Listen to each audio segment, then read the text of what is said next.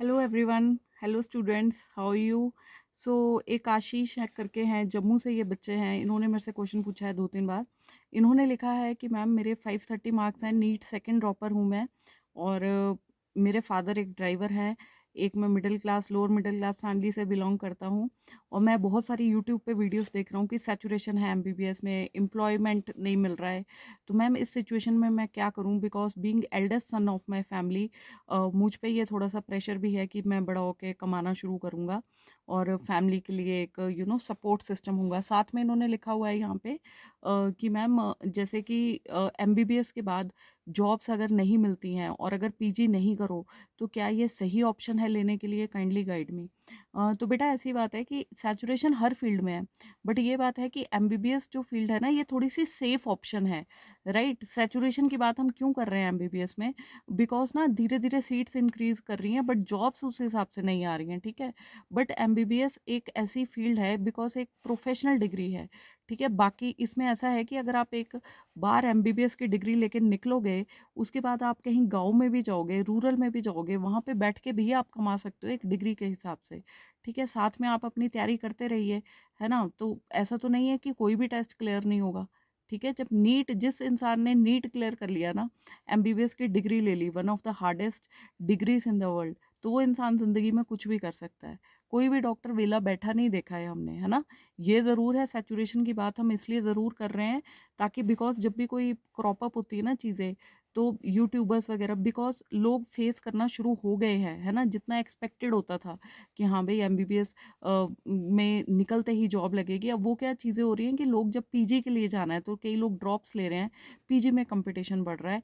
तो ये बहुत सारे फैक्टर्स हैं। अब जैसे एमबीबीएस के पहले ऐसा होता था, बच्चा कॉलेज से डिग्री लेके निकलता था, वॉक इन इंटरव्यू होता था, जैसे ही डिग्री आई हाथ में वैसे ही जॉब आ गई।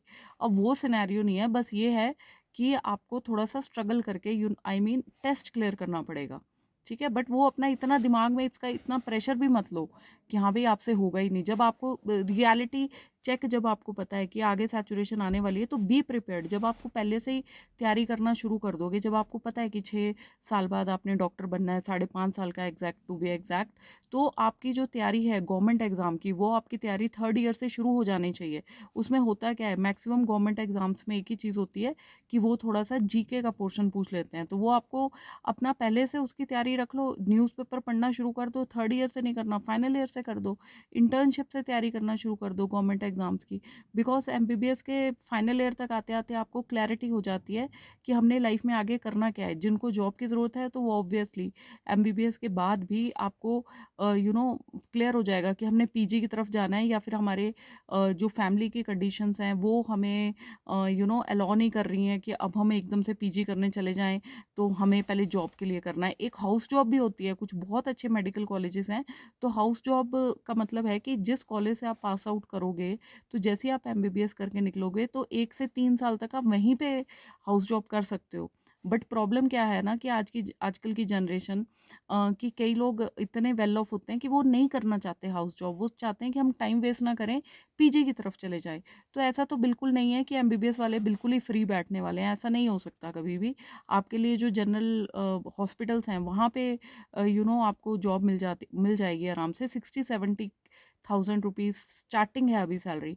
बट सैचुरेशन की बात इसीलिए हो रही है बिकॉज़ वो चीज़ धीरे-धीरे क्रीप इन कर रही है। बट जो टैलेंटेड बच्चा है, जिसको सब कुछ आता है, वो कभी ज़िंदगी में फेल नहीं होगा, ठीक है? तो आप इसकी बेझिझक तैयारी कीजिए, ऐसा कुछ नहीं है। बस ये है कि एक प्रिपेयर्ड माइंड से जाइए, क्योंकि जब आपको पता है कि सैचुरेशन है ना? तो आपको पहले से एग्ज़ाम की तैयारी करनी है, ठीक है? चाहे वो सीएमई का एग्ज़ाम है, कंबाइंड मेडिकल एंट्रेंस एग्ज़ाम जो यूपीएससी करवाती है, ताकि आप उसके पहले से जब तैयारी होगी तो यू कैन क्रैक दैट। बाकी भगवान सबका भला करे। हर हर महादेव, जय Shri Ram. Any other query you can put in comment box. I will try to help you out. Good luck बच्चों।